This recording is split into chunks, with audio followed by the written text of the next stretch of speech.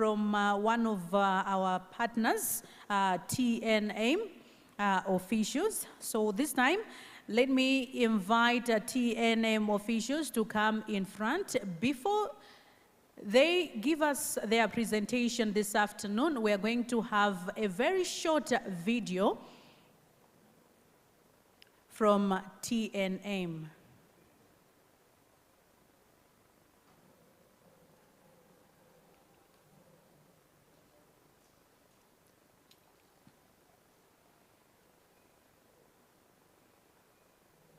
Sanchiro, especially those my presentation, Komanso showing us the videos of some of the things that they are doing in their various institutions and companies. Chonde tatieni tikale okonzeka.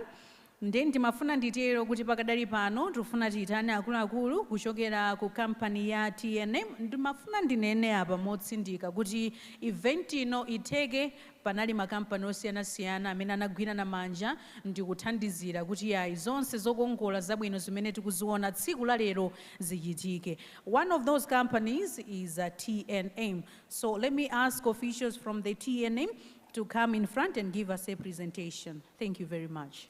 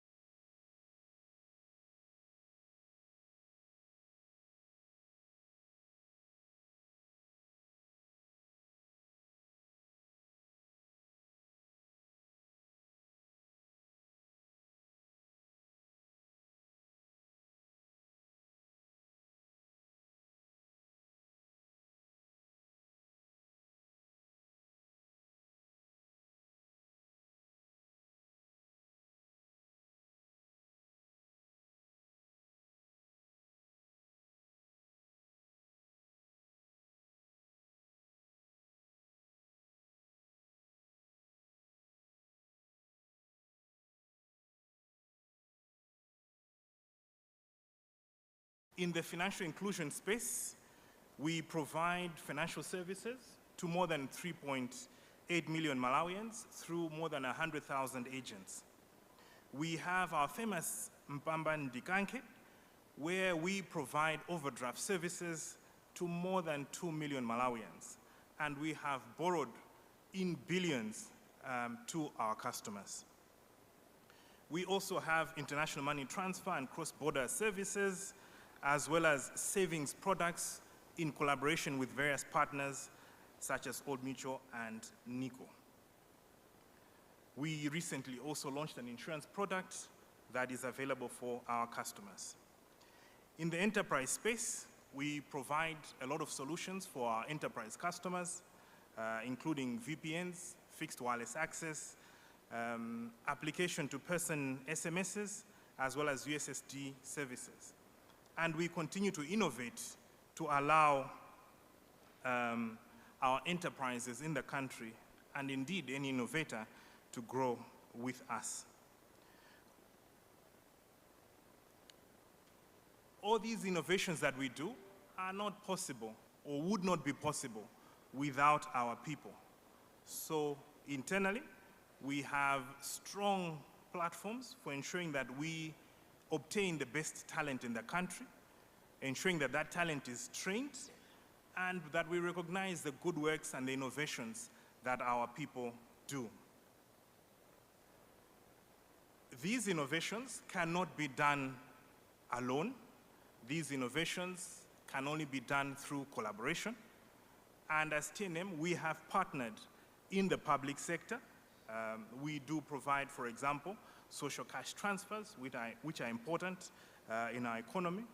We have also partnered with various stakeholders on the National E-Payment Gateway Initiative, as well as other initiatives to digitally empower every Malawian.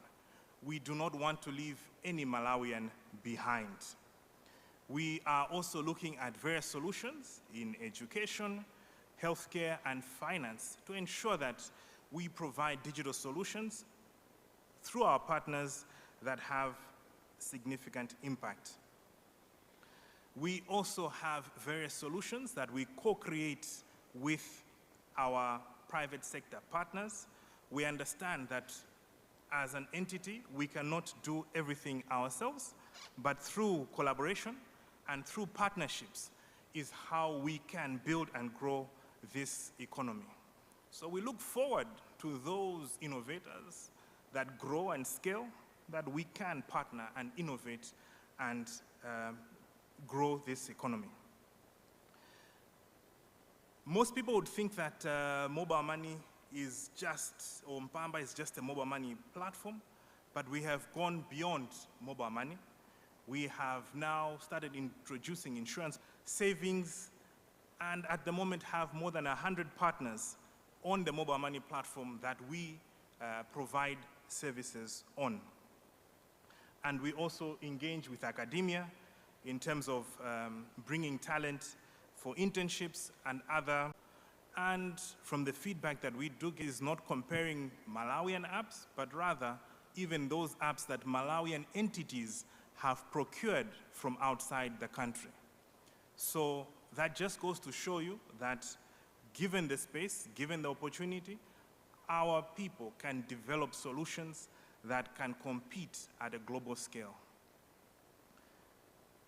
We believe that together we can innovate and create a prosperous future for this nation, and we look forward to the innovations growing and bringing relevance to our economy. Thank you.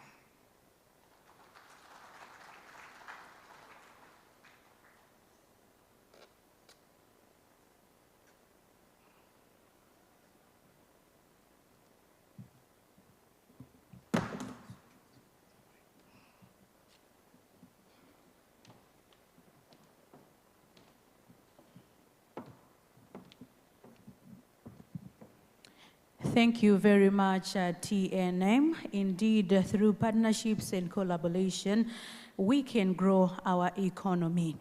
That's very, very true. This country needs us all to work together to make sure that we are making strides in ICT innovations. And TNM and other partners are present here this afternoon. They have shown that. So shortly, we are going into another session. Just a reminder before we go to another session, a reminder to our presenters this afternoon, can we please stick to the time allocated to us, because we are already behind schedule. So this time in point, Honorable Minister, allow me to invite Wanda Msisha to take us through the next session. Thank you very much.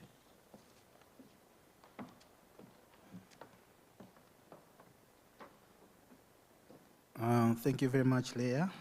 To continue with our program this afternoon, our guest of honor, we're going to witness a signing of a Memorandum of Understanding between the Malawi University of Science and Technology, MAST, and the Malawi Communications Regulatory Authority, MACRA. So may at this point in time call upon the Deputy Vice Chancellor for the Malawi University of Science and Technology, Professor Wilson Mandala, to come forward, and you're going to be witnessed by the University Registrar, that's Mr. Alfred Chinombo. So may I please ask you to make your way forward.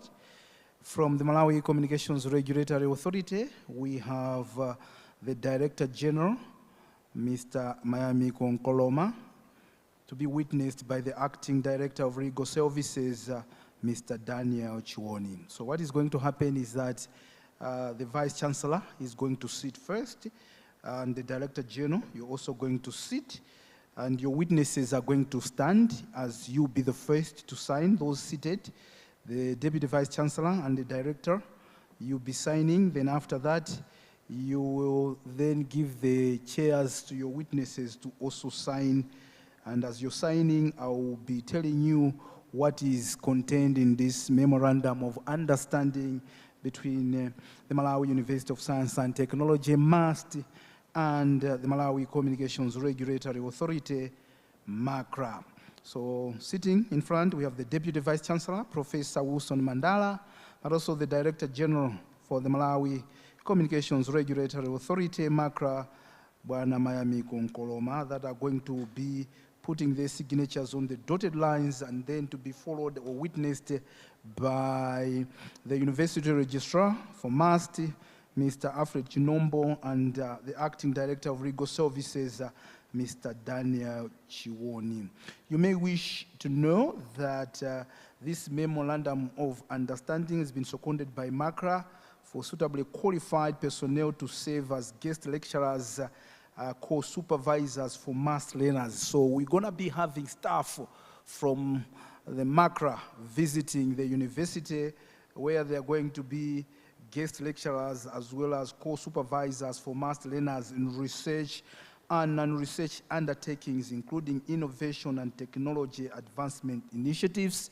But we're also having designation of MACRA facilities as approved sites for internship by the students that are at MAST. So staff from MACRA will be visiting the university as lecturers, but then we also have the students from MAST that will be coming to MACRA to do their industrial attachment, but also provision by MACRA on demand specialized environments for live research, including regulatory sandboxes and text beds.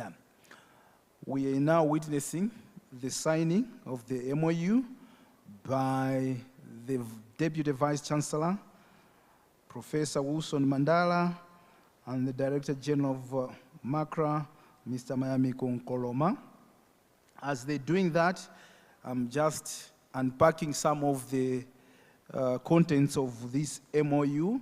There is a joint identification, design, and implementation of innovative and operational research projects together with joint dissemination and publication of resulting research outputs. So there is a joint identification.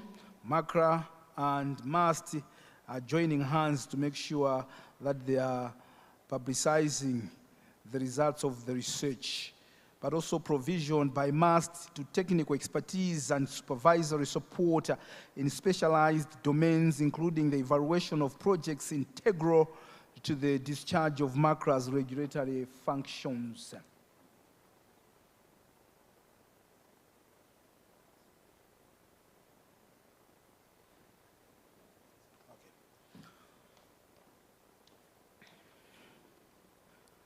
Yeah, and there is also collaborative research and data analytics conducted by master students and faculty utilizing regulatory data and information generated by MACRA. These are some of the content that you can find in this MOU that we are witnessing is signing this afternoon by the two bosses, one boss from the regulator, Bwana Mayamiko Nkoloma, and the deputy VC from MAST, Professor Wilson Mandala. Like I said, standing by are witnesses, the University Registrar, Alfred Chinombo, and Acting Director of Legal Services, Bwana Daniel Chuoni. So what is going to happen now is that after the Bwanas have signed, the witnesses are also going to sign. And after that, we're also going to witness the exchange of these documents by the Deputy VC as well as the Director General. So at this point, may I please ask the VC and the DG to stand as I call upon the University Registrar, Alfred Chinombo, and the Acting Director of Legal Services. Is also mutual participation in and substantive contribution to symposia, conferences, workshops, and other academic and professional fora convened by either party. Joint promotion and strengthening of the university industry innovation ecosystem and the advancement of ICT and digital transformation objectives in alignment with the National Development Blueprint of Malawi 2063. Ladies and gentlemen, these are some of the items that you find in this memorandum of understanding that has been signed between MAST and MACRA.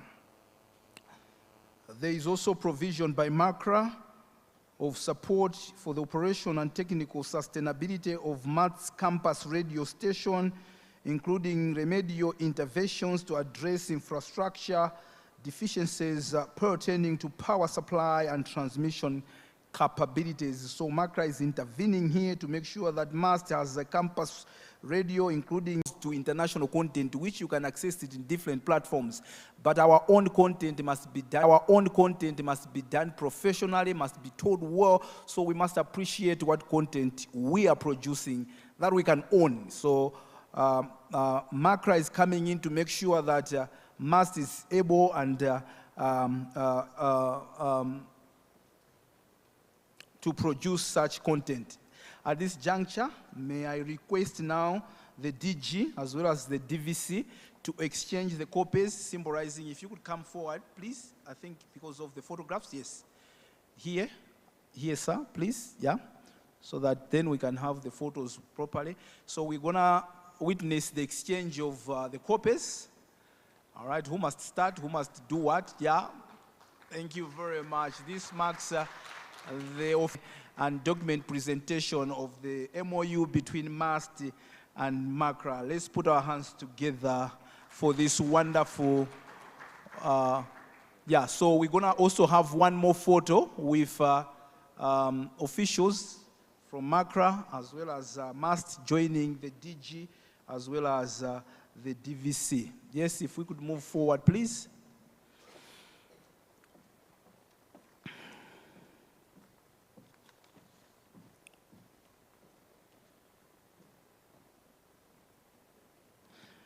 There is also collaborative undertaking in the fields of space science and Earth observations. So Malawi is not left behind. We are also going to send Artemis number 4 or whatever, but we are also going into the space as well. So the space is not only for the few, but Malawi can also invade that space. Thank you very much. Let's put our hands together one more time. May I now call upon Leah to come forward and take us to another session. Thank you very much. Do we have innovators in this room? Innovators, are you here? Muliba Joget? Abita my innovators, eh? Do we have young innovators in this room? Ene jaidi munomo igone gado to my innovators mulibe.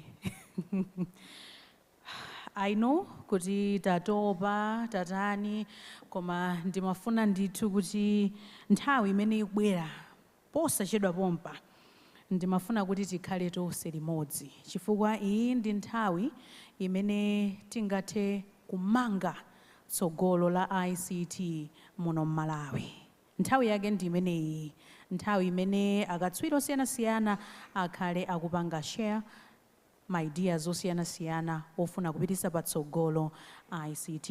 If you check on your program, the next item, we are going to have a panel discussion which will be read by Bram Fudzulani. So may I call Bram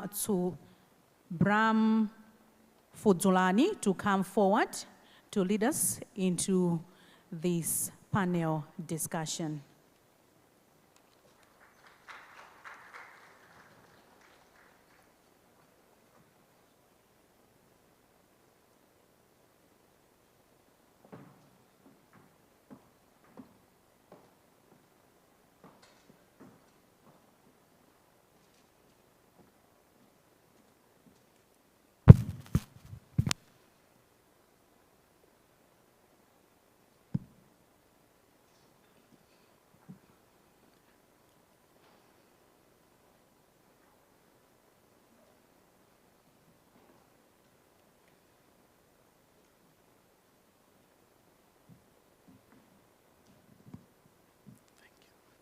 As Madam Gift. A round of applause for Gift as she's coming to the stage. I will also invite to the stage a representative from the FDH Bank. If you can join us on the stage. A round of applause for FDH as they're coming on stage.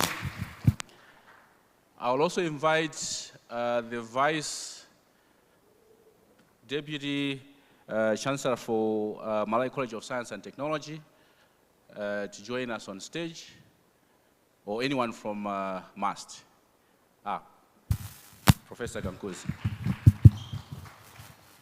And then the last panelist that I would want to join us on the stage is a representative from the National Youth Council of Malawi. Do we have a representative from the Youth Council?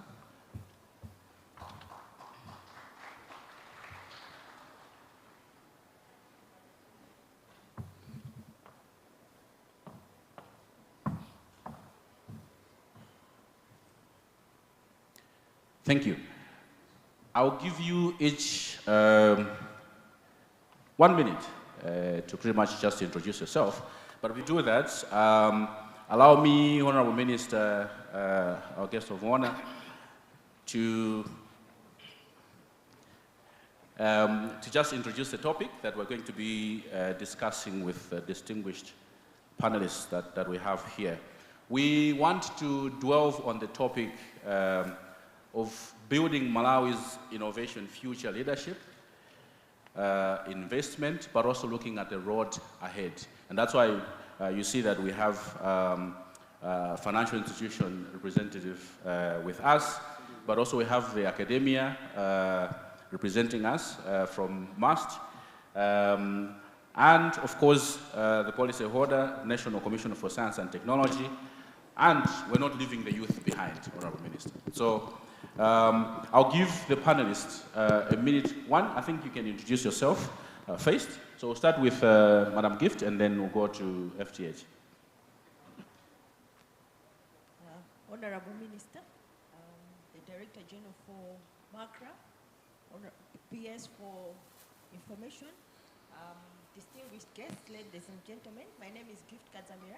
I'm the Director General for the National Commission for Science and Technology, a body that is mandated to advise the government and all stakeholders on issues to do with research, science, technology, and innovation. Thank you, Honorable Minister.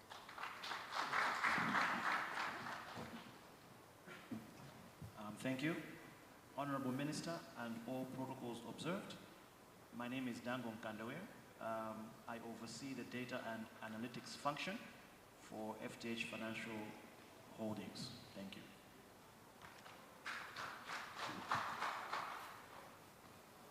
Honorable Minister, all protocols observed. I am Bennett Kankuzi, an Associate Professor in Computer Science from the Malawi University of Science and Technology. I'm here representing the Vice Chancellor of MAST, Professor Adris Malata. Thank you. Honorable Minister and all protocol observed, good afternoon. My name is Felix Chienda. I work as a program officer with the National Youth Council of Malawi, a government agency mandated to promote, coordinate, and control all forms of microhoming. Thank you. Thank you for that introduction. I'll get back to Ms. Kazamina. I want you to be very candid in this conversation. In your true and honest opinion, what is the status of innovation in Malawi? And do you think there's more that needs to be done? Do you think we're doing well? What is, from the National Commission for Science and Technology perspective, what is your general view with regards to innovations in Malawi?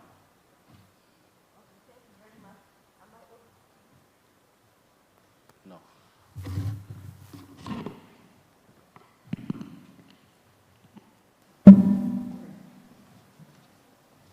Okay, thank you very much. Status of innovation in Malawi. First things first, how do we define innovation? The way we define innovation as a National Commission for Science and Technology and the science, technology, and innovation sector is that innovation, whether it's a process, service, or product, has to be used or has to be marketed. What I've realized in the country is that the way we define innovation is not, some of the things that we call innovations are not innovations at all. As such, they cannot be used, they cannot be marketed. As such, there is support from other development partners. For example, through the National Commission for Science and Technology, we're able to get funding from our partners out there. We have a consortium called the Science Granting Council Initiative that is always giving us funding. But apart from that, our own government, we have the Science, Technology, and Innovation Fund. I'm happy to report that this year, the fund has grown from what we had like last year, 500, to 1.5 billion this year. That fund is able to provide grants to our researchers as well as innovators. Innovators are also in the grassroots type of innovators. So let's continue pushing so that we reduce our ranking from 125, maybe downwards. And then again, our input in innovation issues, the ranking that we got, 122. The outputs of innovations, the ranking that we got from WIPO, 131, meaning that there is a mismatch between what we are putting in and what is coming out. So we need to balance up, ensure that maybe we do. Biggest challenges, I think, in the innovation space is the issue of the funding, right? As a bank, FTH Bank, do you think that financial institutions, you have more products that are accessible to innovators that allows them to scale their innovations in the space? Thank you for that question. I think what we see from the financing side is that traditionally, because of the nature of at least traditional banking, is the focus on risk assessment. So we find that because the typical bank is safeguarding customer deposits, there has been in the past some hesitation in terms of exposure in areas of innovations that have not been seen before. But I think what we're now doing is we are beginning to realize the value of some of the innovative products, solutions, and ideas that are appearing globally. If you look at the market capitalization of some of the tech companies, you really see that they are creating tangible value in areas that previously people did not forecast. So definitely, from where we're coming from, financial services is looking to improve, and I think this forum, as an example, is evidence that the direction is beginning to change. For the SME space, the focus has been there for SMEs in general. And I think if you look at some of the offerings from some of the banks and other institutions, there has been SME focus in the narrative. But I think right now what we need to look into is to infuse the innovation into those programs as well.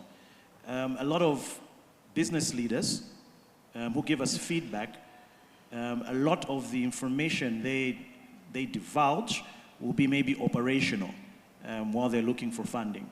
And you'll actually realize that there's usually gaps in innovation in that particular organization.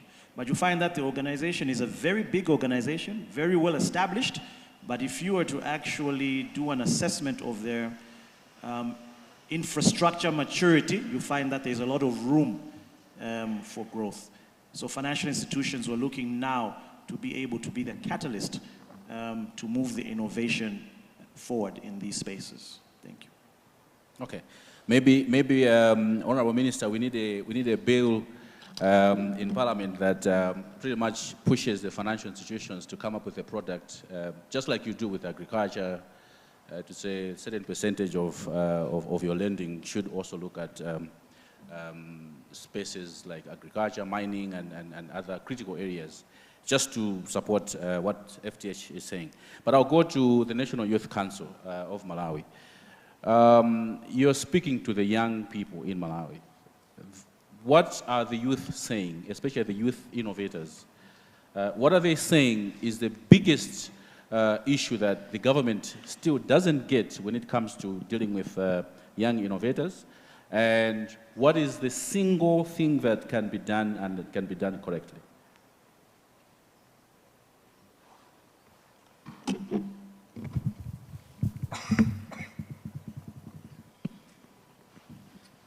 Thank you. So, from the perspective of young innovators, for us as a council, we look at the framework that we are operating in terms of this, the support system that we have. I feel like it's one element that needs to be viewed, reflected, and then maybe revised to actually suit the current scenario that we have. Because I think the system that we currently have seeks more or less like to control, not necessarily to suit the needs that young innovators have. When I say that, I think I look at from where my colleague left in terms of access to finance. Access to finance happens to be one of the biggest barriers that a lot of innovators are facing. I'm sure you quite agree with me that the innovations that are outside, most of them, they are at a startup stage. And for them to actually grow, to go into maybe acceleration stage or expansion stage, they require a lot of funding, which most financial institutions are not able to provide or support them with. Aside from that, we're also looking at the type of support that they get. I think most of the times it's those once-off support. You provide, let's say, if it's financial resources or a grant, you provide that, and then immediately you leave them on their own. But what we're saying is young people, because innovation is a journey, so that person needs to be continuously guided along the way, much as they have been given the support in terms of finances, but they still need to be supported in terms of capacity building, issues of business management, issues of financial literacy, and the likes. So those are things that young people still need, and also patience, because we are dealing with young people here who are still innovating. So they still need that patience in terms of understanding the idea that they want to put through and how we can actually support them. So it's a matter of reflecting the system that we're operating in terms of the framework that is there to support young innovators and revising some of the things that we see not to be supporting the innovators. Thank you. Thank you. I believe there are systems and stakeholders in place, and I think that's what Markra is also trying to sort of highlight. We have stakeholders like I see MHub, Emerge, to try and support the notion that you are putting across to handhold the young innovators in terms of business skills, financial literacy, and I think it's a continuous process. I'll turn to Dr. Kankuzi from the Malawi University of Science and Technology. You are producing graduates that are coming to the world, and the Director General here from National Commission for Science and Technology says that Malawi is ranking poorly on the World Innovation Index. Do you think you're responsible for this poor ranking, Professor? The answer can be yes and no. I think I will talk in terms of maybe the academia in general. Yes, we have ignited the flame for innovation in the country. You see across different universities, innovation actually is a buzzword now, such that if you check through various curriculum, you would find that there are all elements of innovation. For one to graduate, for example, let's say at MUST, they must demonstrate that they're innovative enough in the sense that they have to go out there, let's say through work integrated learning, okay, and innovate by providing solutions to problems identified maybe in an organization or thereabout. And furthermore, you would see that across different universities, business management and entrepreneurship actually is now mandatory. So you see that that flame for innovation actually has been ignited from the academia, talking of the higher education sector and the like, which I think is a good direction. And we also have to revise them such that we produce graduates who are innovative in the sense that they should be problem solvers. Yeah. So on that, I can say we have done well. However, on the flip side, I could say that we should do more. We should do more because if you check through, basically, the graduates we are producing, just think about getting jobs, getting to be employed and something like that. And if you check through the innovations, which I think have such kind of thinking, and it will transform the country, which unfortunately is facing a lot of challenges in terms of employment and other things. But I do believe that it's not that God created us to be in Malawi, okay? And it's only us in Malawi who can bring solutions to this nation, and we cannot do that through innovation. Thank you. Thank you so much. To sort of round up the conversation, I'll start with the Mr. Chienda. You're parting short. I mean, you've painted a picture in terms of what systematic issues that needs to be put in place. But if you were to look at all the 20 innovators that we have today lined up in front of you, what is the single message you'd want them to leave with from this place?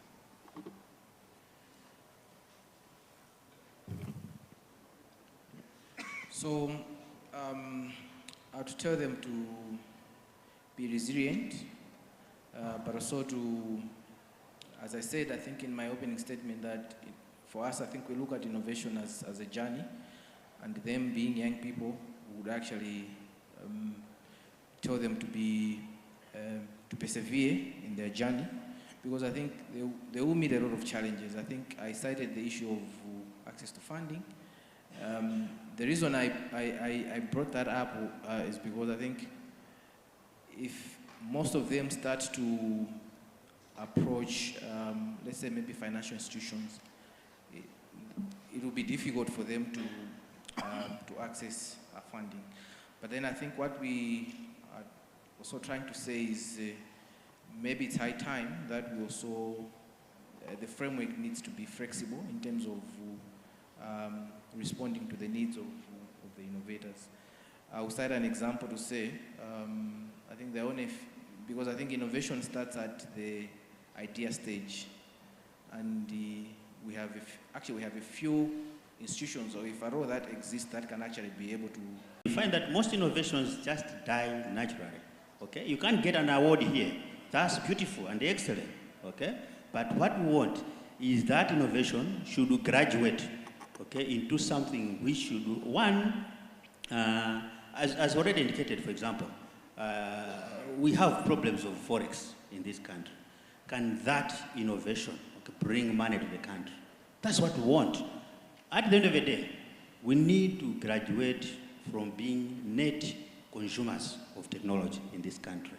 And it's only through that mindset that at the end of the day, we can move forward as a country. Thank you. Thank you. I'll jump from FDH and then go to gifts, so that if FDH wants to disburse money, we can take more time there. But yes, gifts. Okay, so for me, and speaking on behalf of the National Commission for Science and Technology, as a policy maker somehow, encouraging us all to ensure that we support our innovators. We did carry out a survey on business innovation survey and on business innovation, and then the results are showing that 53% of our innovators, of our enterprises, are indeed innovating. So if that's the case, they need support, you know, in terms of maybe IP protection, seed grants, tax policies, and all that.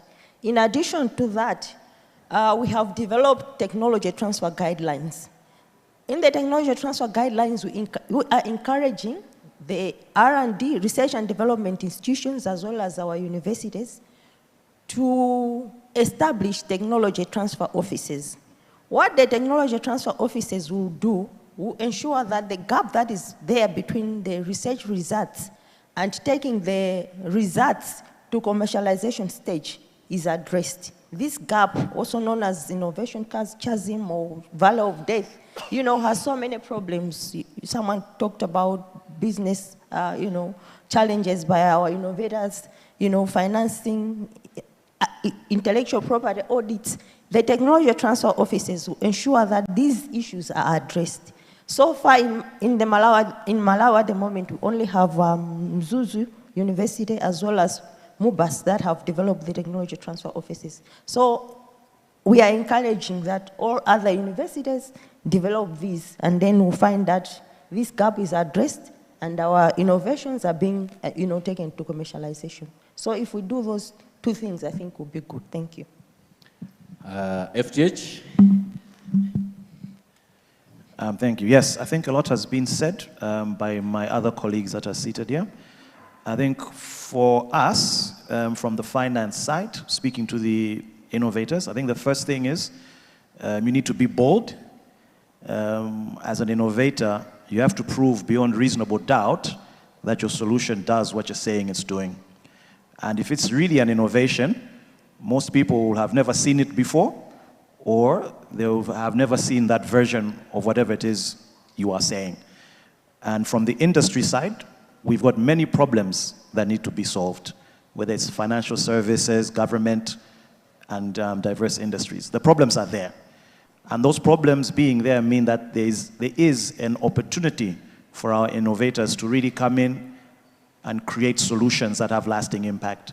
As was said, these things need to make money, so we also need holistic thinking. A lot of times innovators are very engineer-oriented, so it's a team of engineers doing things we've never seen before. But you need a team, and that team is now able to birth that solution from idea to industry.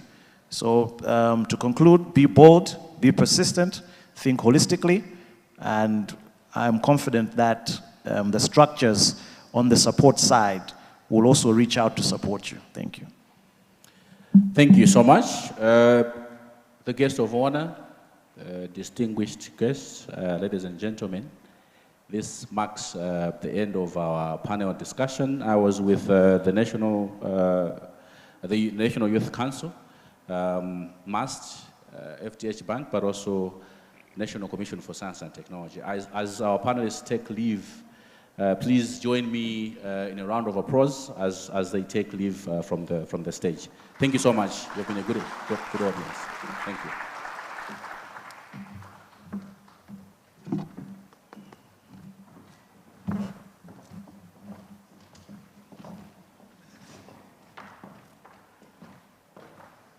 Another round of applause for our panelists, as well as for our moderator, Bwana Bram Fudzulani. Now, I wanted just to alert you that because we are running behind Seju, so we are cutting some of the things that may appear on your program, but also there could be some that will be pushed to tomorrow. So just bear with us. So we've also tried to cut on the time allocated to some of the presenters that will be coming forward. So please, may we humbly ask you to stick to the time that you're going to be allocated as you're coming forward. Because he also has other engagements that he must attend to. So it doesn't mean that we're finishing, but the minister, at your convenience, I think you may take leave. But for now, we'll continue with the presentations that are happening here. And we thank you very much for being with us all this time. We don't take it for granted, sir. Thank you very much. It shows your commitment as government and as a ministry to make sure that we indeed find our own solutions using the technology that is at our disposal at this time. What a time to be alive with a digital world. Okay, so Minister, allow me to continue. Like I said, you may take leave. May we please stand as the Minister is taking leave?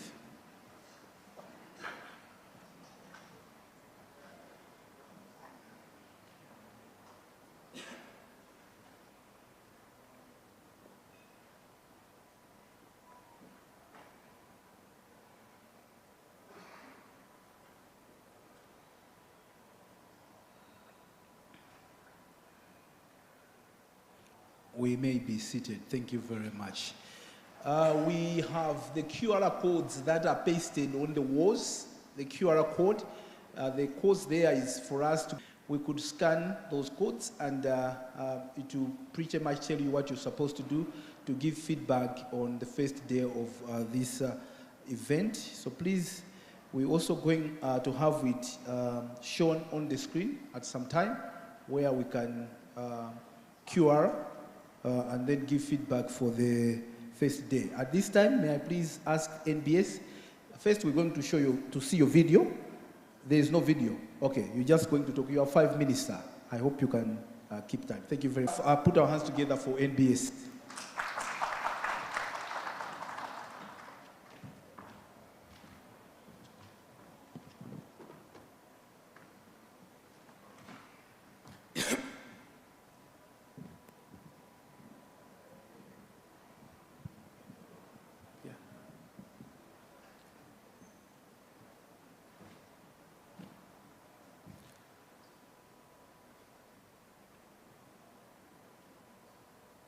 Good afternoon. All protocols observed. My name is Francis Kumbewe, coming from NBS.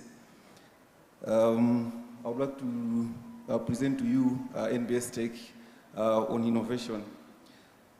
So, first things first, who we are. NBS Bank is part of NICO group of companies. So it's supporting our brick and mortar.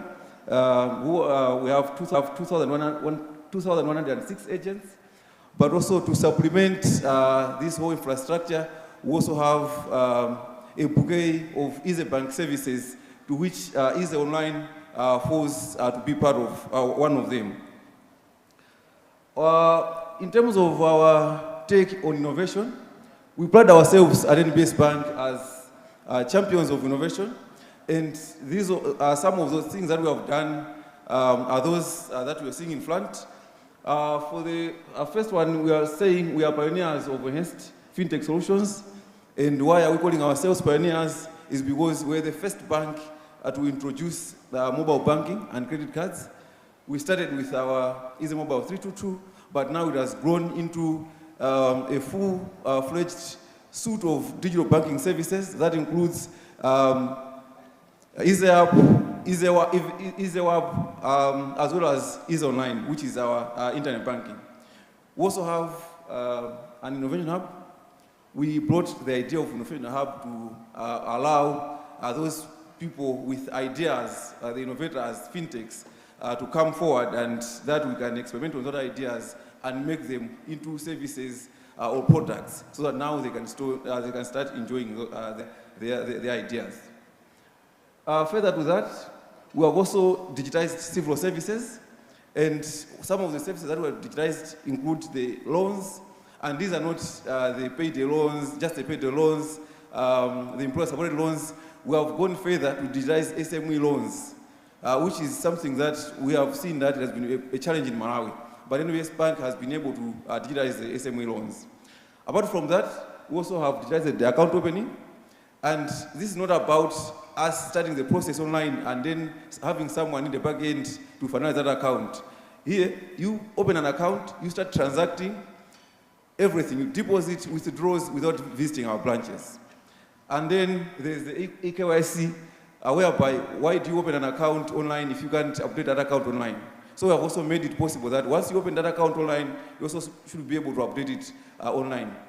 The idea that we're working with here is to develop a digital customer who doesn't know the face of our cashiers, who doesn't know any of our branches, who opens an account online, who does the transactions using our suite of Easy Bank channels, who takes loans using our digital loans, and only come to the bank if they need some advice services.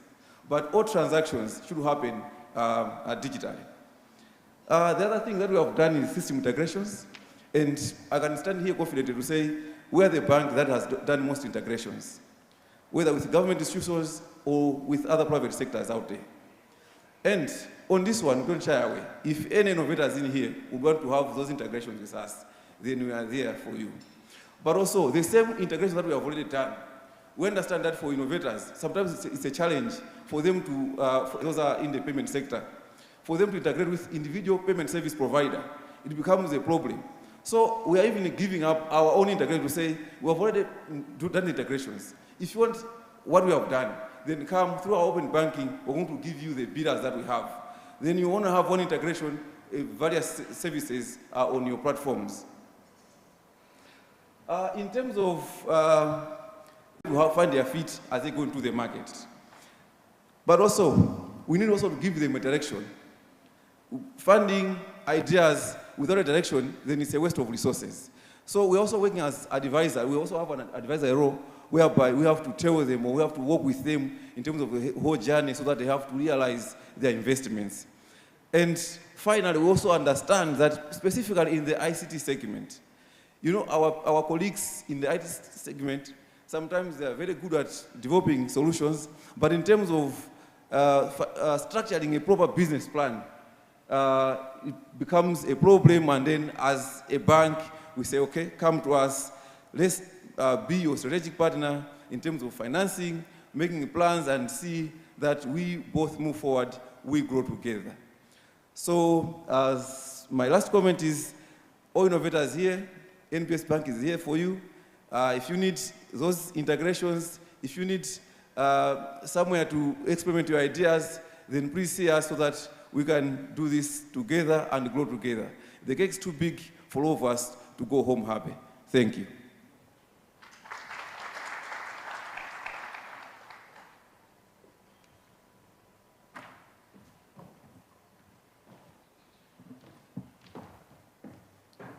Thank you very much, NBAs. A very big hand for NBAs. Well, ladies and gentlemen, at this juncture, allow me to invite an official from NBS and the Director General of MACLA to do a check presentation from NBS Bank.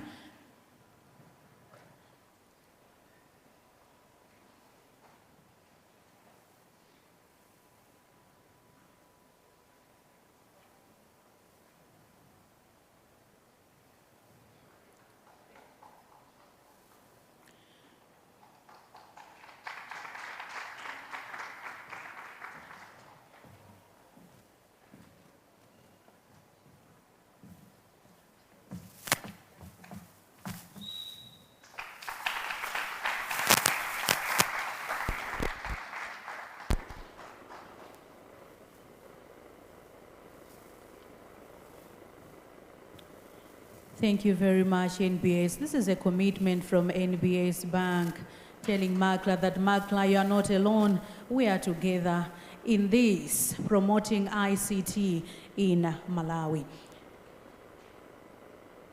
At this time, let me invite Ilovo to come in front and give us a presentation.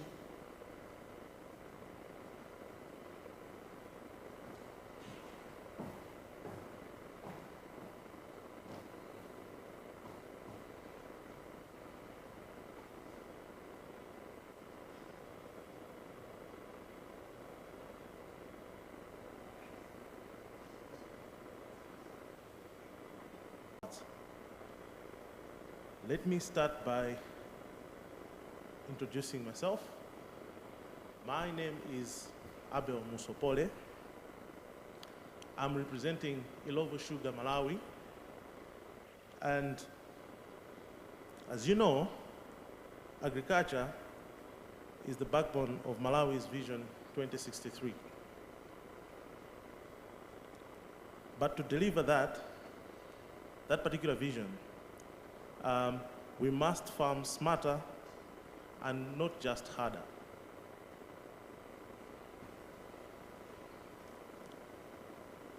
And that is exactly why we are here as Ilovo. So, as you all know, Ilovo has got vast land, both in Mchalo as well as in Lilongwe, and managing such vast resource has been a tough thing in the past because most of the operations were done manually. We are talking of land surveys done manually. We're talking of crop scouting done manually. We're talking of drainage, irrigation and drainage planning done manually. We're talking of application of fertilizers and even herbicides. All those things were done manually. With the dispensation of ICT, which hasn't left a mark in Ilovo, including in agriculture, we came today with the technology around the drones. To us, it's a tool which has really transformed the business. From the agriculture section, we have moved from manual landforming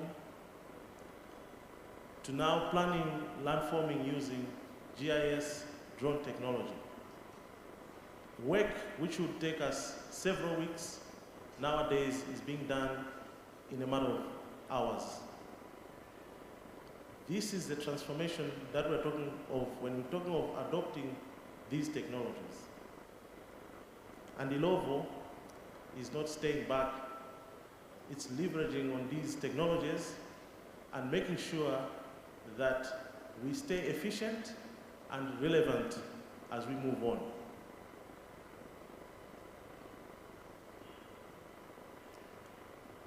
To see the innovations today outside there, it was quite encouraging because it shows that there are statesmen in here who are thinking ahead. And for most of the businesses to stay relevant, they really have to move on and adopt these technologies that we're talking of. And this is in line with all the sustainable development goals, from sustainable development goal number 2, number 3, number 13, 17, all of them. They are well aligned with the best of this event going forward. Thank you.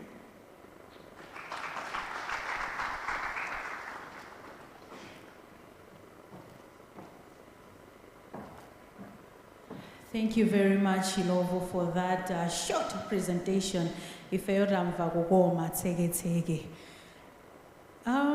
Panthawi ino ndikudziwa kuti mwatopa posachedwa pompatikhala tikumaliza komano siningachoke munomo lero losagawako mphatso kwa anthu tabwera lijandikale kufika nthawi inoyo taonetsa commitment yathu komanso dedication yathu towards ICT innovations. Then ndikufuna ndingopereka mphatso kwa anthu angapo munomo. Ndi mphatso imeneyo ndi mphatso ndithu yapamwamba. Limbani, can you please arrange for the gifts? Then ndifuna ndifunse mafunso ophweka kwambiri, mafunso folokha kwa anthu amene ali munomo. Anthu amene ayankhe mafunso awawa apita ku nyumba ndi mphatso ya mtengo wapatali kwa basi kuchokera ku bungwe la MACRA. Sindichedwa 2 minutes yokha ndifuna mwamsanga anthu muyankhe mafunso amenewa. My first question this afternoon is a very simple one. I'll give 30 seconds to the winners kuti mufulumine sanga ndikuyankha funsoli. First question, who is the Director General of MACRA?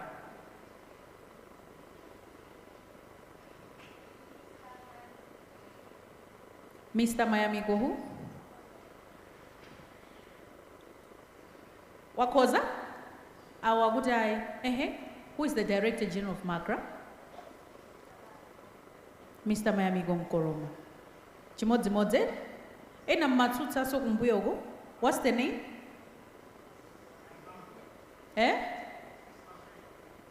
Sorry? Oh, Simamve. All right. Thank you. Ndekuti awinandiawo. Wait. You are going away with a gift from MACRA. Ndivumbulutsa ma gift amene otikamamaliza. Another question. How many innovators are going to Geneva? 30 seconds. Hey. No, that one will pass. Musamango yankha mongo bange eti muchigulugulu. Yeah, so that one will pass. So this afternoon, MACRA received a check from NBS. What's the value of that check? And how maona? Yes. How much? 20 million. Is that right? Thank you. For now, I will stop there. Ndibweraso ndimphatso zabwino. I will surprise you by the end of this program. All right, Wandam Sisha, can you please come forward and take us to another item? Thank you very much, Leah. Monika kuti atuti makondadiza ulera amwene. Kuti tamba kuwina aliyese ali active apa. Ati tiona kuti mwina mwinaso thumba la fertilizer. Vincent Mwenda from Spark, and he's going to tell us where do prototypes go after pitching. So when we've pitched, where do they go? He's going to tell us where they go. So Bwana Vincent Mwenda from Spark, coming forward. Let's put our hands together for Vincent Mwenda.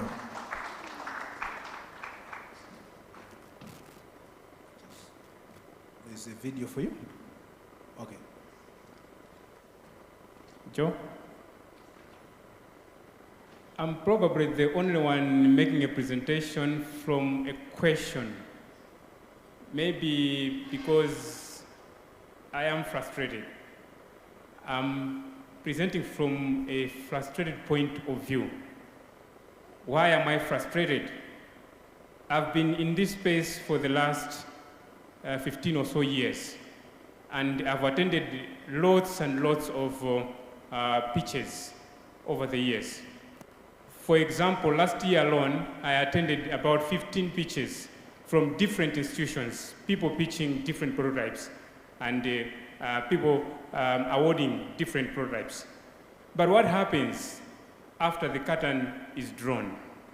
After this event, what happens to the innovations that have been pitched? That's the question that I'm trying to answer today.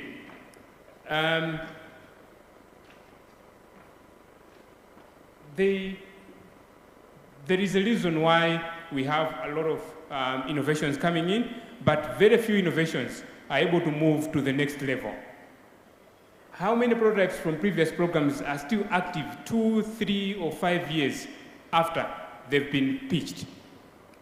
That's the problem that we are facing in Malawi. We are having a lot of innovation programs, a lot of incubation programs, but how many of those innovations move to the next level? According to our agenda, so just to give you a picture of where we are as a country in terms of innovation, we do have vibrant ecosystems in terms of the innovation hubs. The last time I checked, we have a lot of hubs operating in the space, mHub, Zuka, NextGen, Image Livelihoods, Unipod, and there are a lot of design studios in the academia and all that. They are doing their very best to identify, nurture, and support emerging entrepreneurs at the end of the day. Someone even called Malawi as the incubation hub of Africa. We are so much concentrated on the incubation aspect, and we're not moving to the next level. There are a lot of programs that are happening that are not taking the innovations to the next level. So we cannot say that we don't have the ecosystem. It's there, the vibrant hubs. There are awards, like for instance, pipelines that are there. A lot of innovations are coming in, even projects from universities.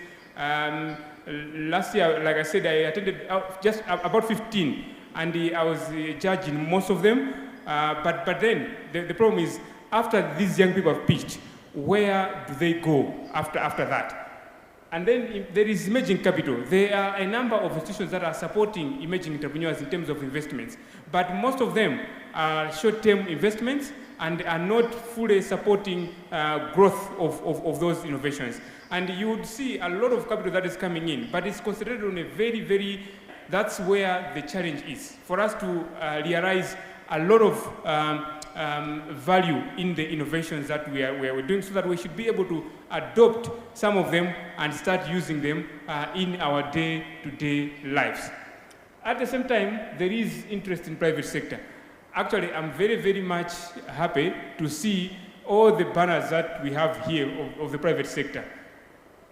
The question that I have for all the private sector players that are here, if an innovator walks into your office today, knocks into your office today, would you give them the support that you've given Makla today? Will you give them the support that is expected of them? I've done a fair share of knocking doors in private companies. Sometimes at most what you can get is a job. People tell you, oh, you've got a very good innovation, this sounds good, can we hire you? You are very good in IT. They are forgetting about the innovation that you're bringing in. They're looking at the skills that you have, and then they're offering you a job and all that. But can we have equal discussions so that you've got an innovation, can we be able to support an innovation as an innovation, and you as a startup that you are, beyond offering you a job or even just helping you with growing your product and all that. So we do have an ecosystem that is doing that. Gift from NCST talked about where we stand in terms of the innovation index, 125 out of 139 countries. But what it means is that our ecosystem is very early stage, and we still struggle in terms of scaling to reach a level where we're able to address the structural bottlenecks despite having foundational stages that we are in. Next, what is going on? Just to tell you why we are stuck at this. Give me next slide, please. So I found out these a few reasons. The first reason that I found out is that we've got short-term programs. Most of the programs that are supporting innovators are very short-term. 3 months, 4 months, basic training skills. Boot camps that are just ending there. You invite coders, come and develop a system in 2 days, and then off they go. it ends there. You are awarded the winners and all that, and no follow-ups, no idea where the pitches are going and everything else. So we've got short-term programs. We have also depended on donor programs a lot, and the very isolated grants. There are grants that are not speaking to each other. Almost each and every donor is interested in setting up a program in the innovation space, but are they building on top of the other programs? Are they building in a coordinated way? Are they engaging the academia? Are they engaging the private sector? Are they engaging the hubs? Everyone wants their own blended program that is not speaking to the next program or the other programs that are there and all that. So this is what is taking us to just have pockets of prototypes. Here prototype, there prototype, there are pitches, and we're not moving to the next level. The other thing is there are duplicated efforts with no shared curriculum across hubs. Every Jim and Jack wakes up, download content on the internet, they've formed a curriculum. And where the curriculum starts or ends, it's not very clear. What are they offering? What digital skills are they offering? What will be the outcome? What will be the goal of what they're doing? So we need to have a coordinated way of aligning our curriculums, aligning the offers, the value addition that we're doing, even the business management, the financial management, all the programs that we're doing. Do we have a coordinated way of working together? And then, what do we have at the end of the day? Lots and lots of pitch decks and prototypes that are going nowhere, that are not solving the problems, that are not even being adopted on the market or even being commercialized at the end of the day. But an ideal situation would be to have continuous multi-stage support that follows like a proper commercialization process, where you start with an idea and you end with a product, and there is a clear way of adopting some of those programs or products. Of course, there will be failure along the way. There will be some entities that will not be able to make it, but at least there should be a clear pipeline of what innovation looks like. And then at the same time, we need proper bridge funding, debt financing, and revenue models. There are a lot of countries that are doing well in this space where government, private sector, and different players are coming up with bridge funding, which takes ideas to the next level of commercialization and all that. So that's another area that we should be looking at. And then we should have a clear one national pipeline delivered by coordinated partners, so that we are able to feed into a proper channel. All of us are able to feed into a proper channel, and we know that this innovation started from here, it went into this, and then eventually it was adopted by this one. At the same time, we should be able to get revenue generating scale and also respect of intellectual property at the end of the day. Next slide, please. I'm rushing because of time, but basically this is supposed to be presented maybe calmly. So this is another problem that we've managed to get. One entity, one innovator moving from one hub to another hub, to another hub, to another program and all that. So it's very, very difficult. You find, I've seen some innovators who pitched 5 years ago, the same idea, the same matrix, the same traction, they keep coming. There is $2,000, they come and pitch the same idea. They win the $2,000, they will not even come and explain how they use the $2,000. They still come to pitch to another competition with the same mentality, the same traction 5 years down the line. There are some that are even right here in that I've seen them 5 years ago. They are on the same stage. They're not moving. So they move from one pitch competition to the next boot camp. They get a small grant, they go to another pitch competition, and they're not moving to the next level. So that's what has been going on in the space. But there is potential for us to have like proper commercialization pipeline, where you're able to move from a pitch, you get funding, you get supported in terms of intellectual property, and then you're able to get into the market. There are some ideas that by now they should have been on the market. There are some ideas that by now they should have at least gone to scale and probably being used to solve a lot of problems that we're facing in Malawi in the different sectors that we are operating in. Another slide, next. Gift talked about the valley of death. A lot of the innovations that come out from pitching, they fall into this valley of death. So from an idea stage, they go into the valley of death, after a prototype. So they are lacking capital, seed funding immediately after pitching. They have very weak intellectual property protection, and technology transfer systems are not available to them, most of them, and then they lack structure.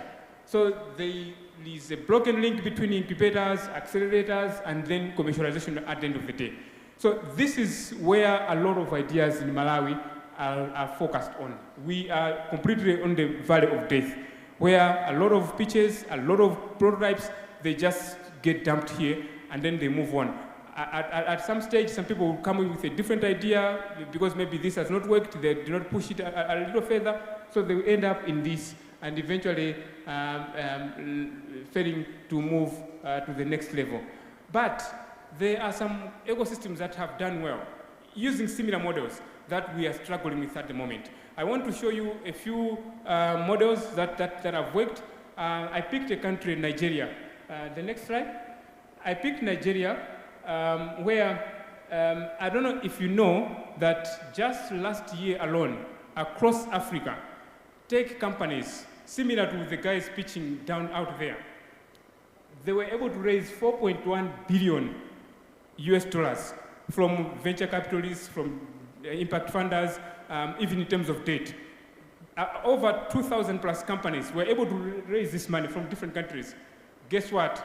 There was no country from Malawi. There was no company from Malawi raising capital like this. The only company that came close to Malawi was the Sun King. Sun King, I think there is about 4 million, just because they are also operating in Malawi. They're not really a Malawian company, they're operating in multiple geographies. They were registering in Malawi because they want to, they're doing some business in Malawi. But no tech company was able to raise any fraction of this. And this has been growing over the years. Last year it was 25% growth of this. And already, the first quarter of this year, they've raised a lot more and expecting to exceed this figure. But even with the first quarter, none of our tech companies has been able to raise capital as we're speaking now, even though the opportunities are there. And you would see that where the capital is going is in these areas: fintech, health tech, enterprise, and e-commerce, which are solutions that we are pitching today, but we are not able to raise this. Why? The next slide, Nigeria. So these are examples of companies in Nigeria that were able to raise money over the years. They went through the same process from early pitching to accelerator support, and eventually Flutterwave, which is also operating here in Malawi, it was able to raise 450 million US dollars, and now it has achieved what is called a unicorn status because they've reached the 1 million US dollar mark. They've pitched that, they've reached that level. Paystack in Nigeria, they started from the same pitch competitions supported by incubators, and they were able to be they raised 200 million, and they were acquired by Stripe, a very big international fintech company, through the same processes that we're doing. MoneyPoint, a fintech, they started from demo stages, pitching, just like every innovator would do in what we're doing in Malawi. They were able to raise a lot of money, and right now they're processing billions. Last year they had processed over 6 billion US dollars just through their platform. So from a startup to where they are. These startups did not hop between one hub to another or short programs. They received a very intentional and structured support that helped them to move to the next level. Next. I'm winding up.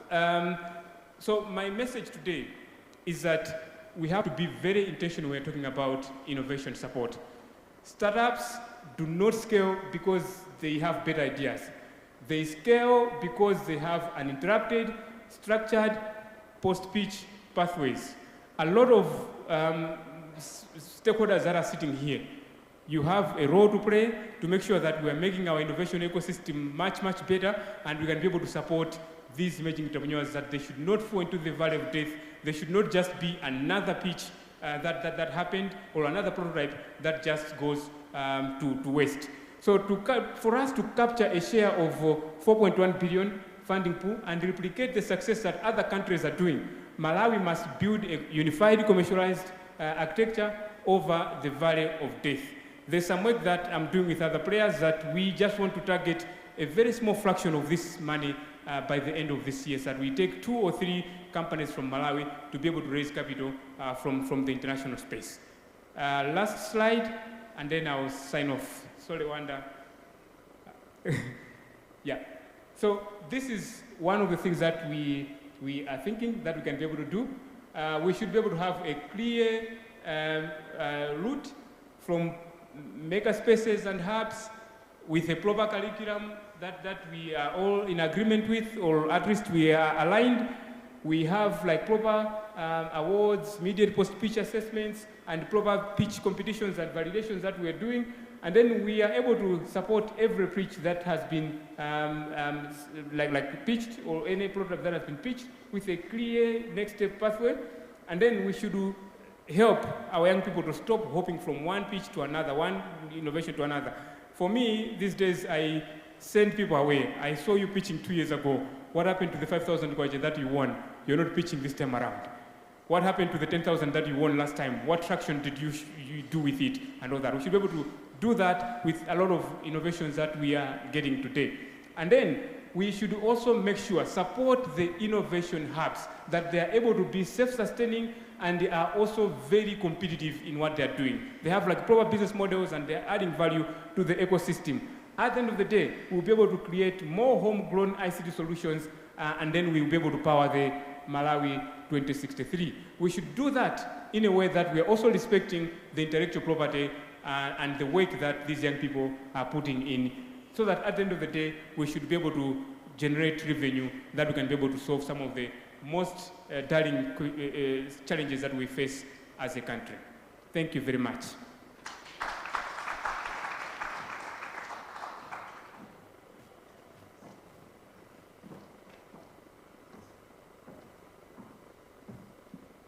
Thank you very much, Vincent Kumwinda, for that presentation. I am here with more gifts to give out. The winners, can you just raise your gift? People should see. Ena mwina agona ngati ndi manama. Mwaona kamphatso kukongola tukamenewo. Ndofuna ndingoperekaso ena awiri sana malizitse program yathuwe. Are you ready? Innovators, are you ready? Are you ready?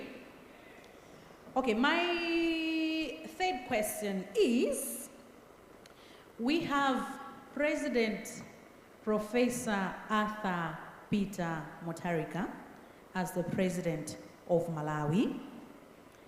We have Vice President Justice Jen Ansah, and the second Vice President, Enoch Chihana. How many presidents do we have in Malawi? Uko. 3 presidents. What pera? Majanda Berambi. Yes. 1. And who is that?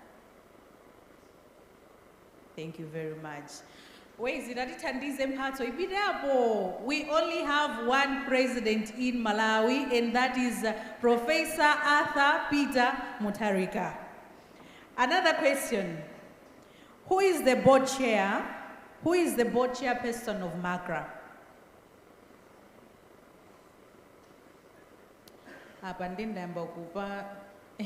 Yes, a lady in green. Council Chance Gondo. Is that correct? Yes. Where is he? Here. One more. Wanda. Funso? Thank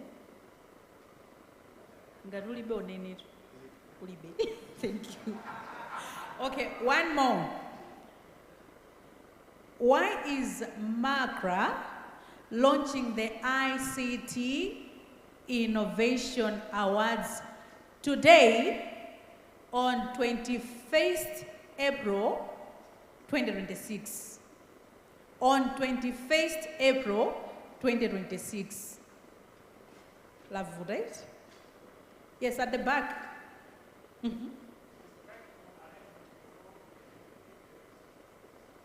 Tatamanga kutsogolo tatamanga timve bwino bwino sikumveka.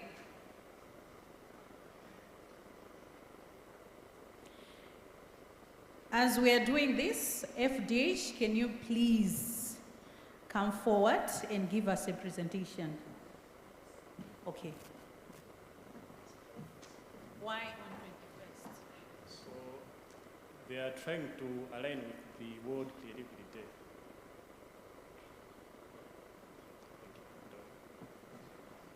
Is that correct, Makra? Director General, did you get that one? Is that correct? Thank you. Another gift. Ndiziberegabe. Antu akamwera kuzala pano, please listen to them because I will be coming with more gifts today.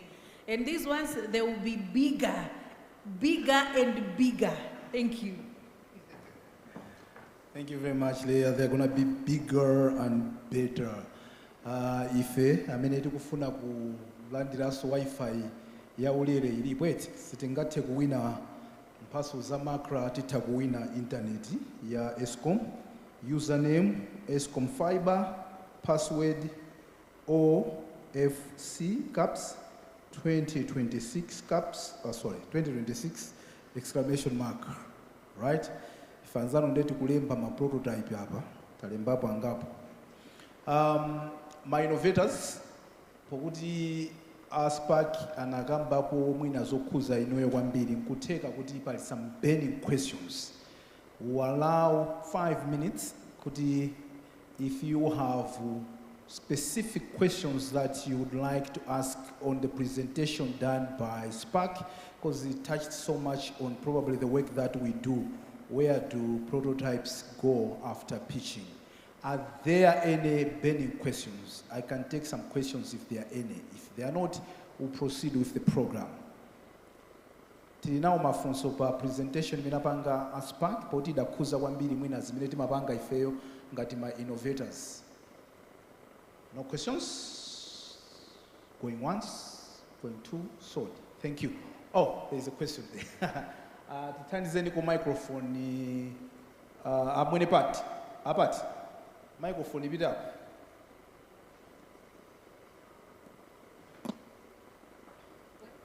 There, a gentleman in glasses.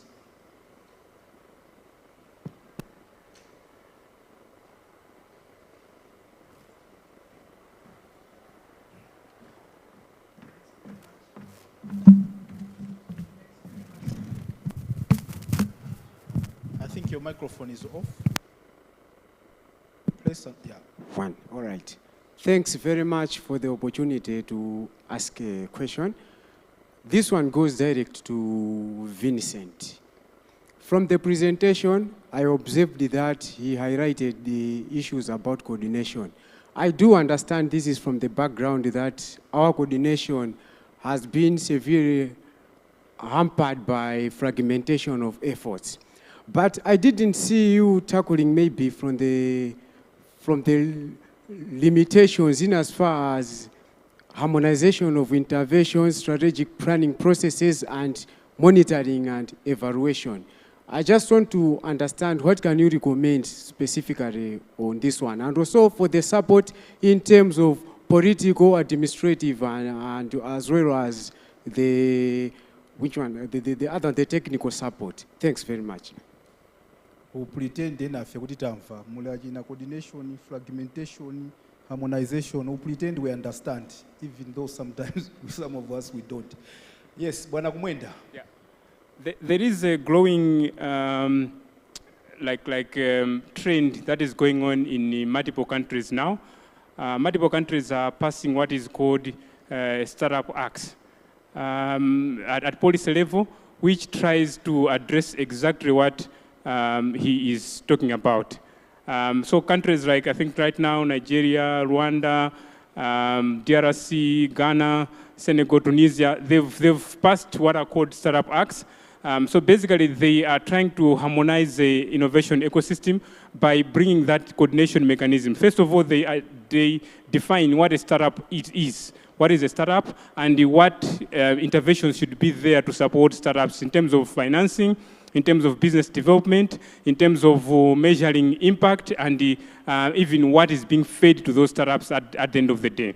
So right now, there have been those conversations here in Malawi. Of course, there have been, I think when the SME Act was being passed, there were some of those things that were brought into like discussions to say that maybe we're crashing and all that, we don't need a startup act in Malawi and all that. But what it does, it sets up a coordinating entity.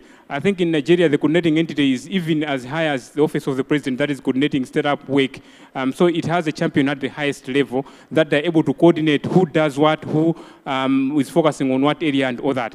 Because with that, we'll be able to know that all the startups support systems are concentrated on Lilongwe and Blantyre. What is happening in Chitipa? Who is doing what in Chitipa? All the startup support activities are focused on tech. Who is doing energy? Who is doing agriculture? Who is doing this? So that kind of policy kind of guides what needs to be done and who needs to be doing what, and how do we measure even success based on set parameters and all that. I think the briefest that I can answer that is from there. But we should not say that we are lacking in terms of policy. Even the current policy that we do have is enough for us to start leaping results.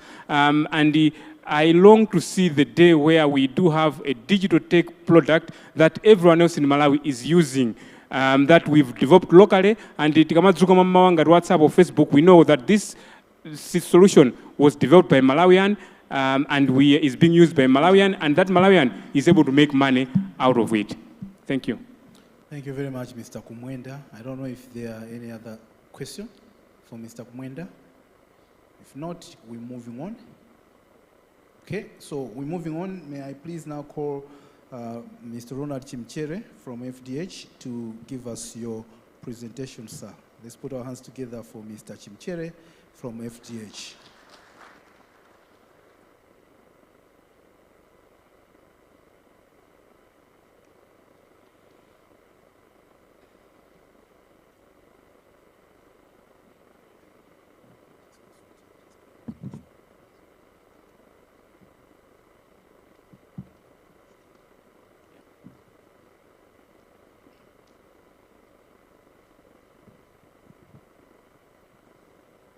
I've been given 5 minutes. Right. I've heard so much about innovation today, and I've learned so much. I am a marketer by profession, so I was listening quite attentively.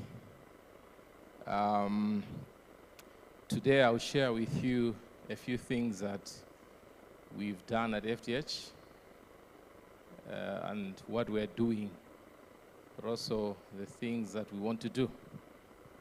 I will not talk anything about our products. I will not talk anything about FDH. I assume that you know about FDH.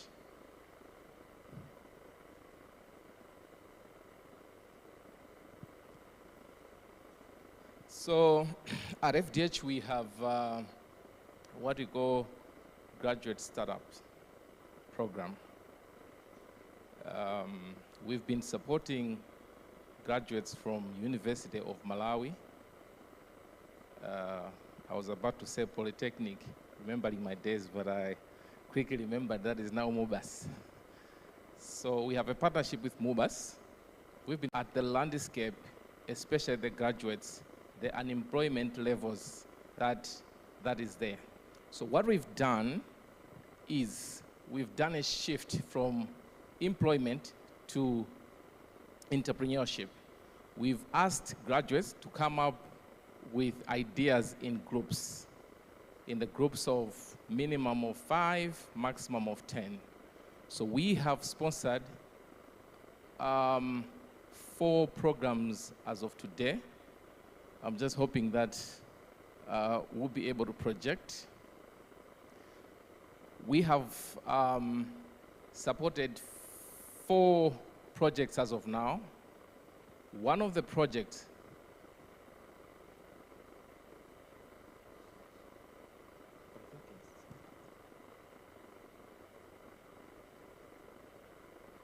I hope the 5 minutes won't count, Mr. Wanda. I hope the 5 minutes won't count with the technical issues. All right.